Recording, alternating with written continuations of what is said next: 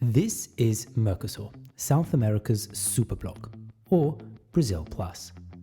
A trading bloc home to more than 250 million people, Mercosur is the Southern Hemisphere's largest and most influential entity, despite having just 4 full members. But why did this trading bloc, home to a land area larger than that of the USA, decide on collaborating? And how does it compare to the rest of the global economy? In order to find out the answer to those questions, we must first start with the history. Welcome to Mercosur Explained.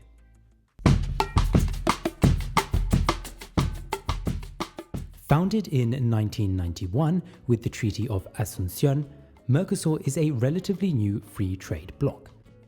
But the sentiment to form some kind of free trade area that encompasses large parts of the so-called Southern Cone of South America date back much further.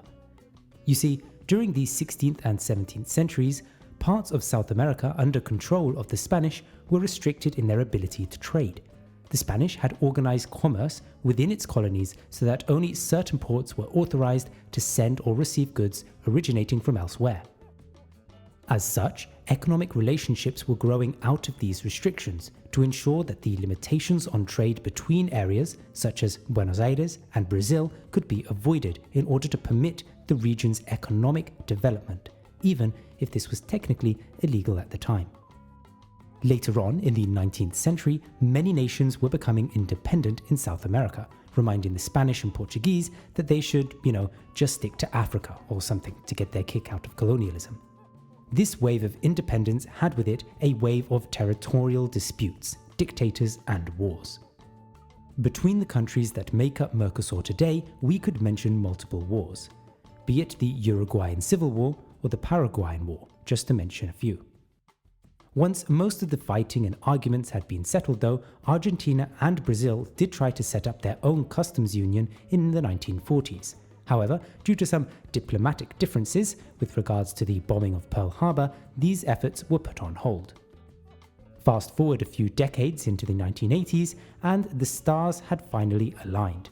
The political, economic, and social stability of Argentina and Brazil had brought both countries back into serious discussions to get some kind of deal done in order to further integrate the two nations and the southern cone of South America as a whole.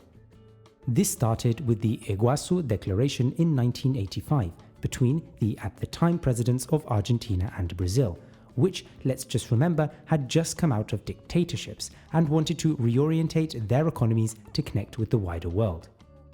By July 1990, both nations had signed the Buenos Aires Act, which set up deadlines to establish a customs union between the South American giants. However, by September that same year, the two smaller nations of Uruguay and Paraguay seemed to like the idea and showed their interest to become part of this South American trade area, which led to the aforementioned Treaty of Asunción to be signed the very next year in Montevideo. So, now the history has been cleared up and we have observed the context in which Mercosur has been created, perhaps you're wondering what Mercosur is like today. Is it an economic heavyweight? Does it hold global influence? And is it really just Brazil plus? Mercosur today is home to 266 million people, making it the equivalent to about 3 Germanys or 90 Jamaicas. The vast majority of these 266 million people live in Brazil, which is by far the most populous member of the trading bloc, followed by Argentina, Paraguay, and Uruguay. Together, this trading bloc's economy is $2.4 trillion in size, placing it 8th globally between France and Italy. And on a per capita basis, it would rank as an upper middle income country, similar to Mexico, Turkey, and Botswana.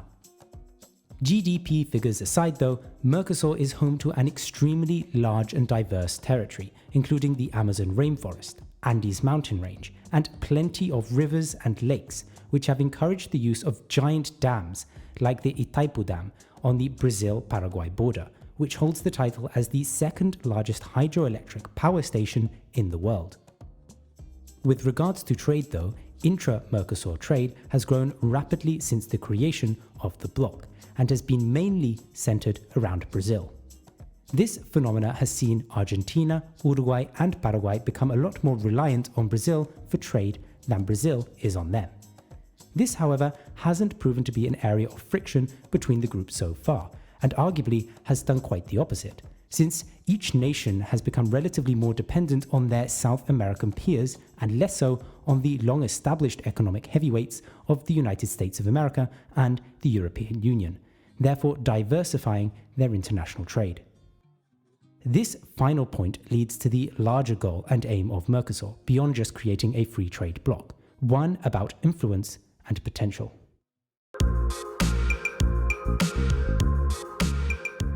Often seen as the periphery to the global economy, South American countries are viewed as mainly natural resource driven, especially due to the vast natural diversity that can be found on the continent.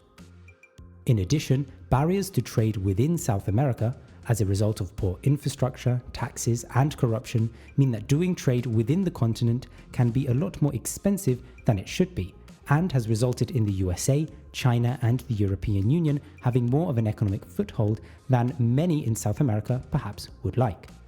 And this is when Mercosur comes into play.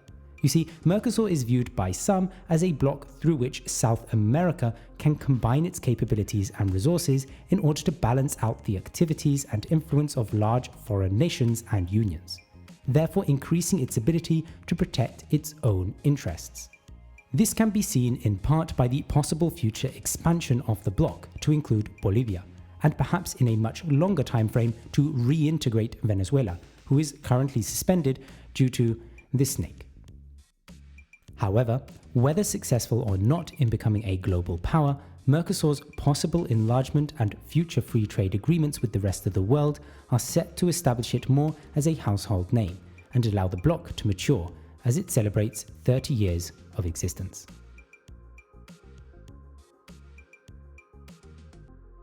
Mercosur then is a bloc that still has a lot of maturing to do.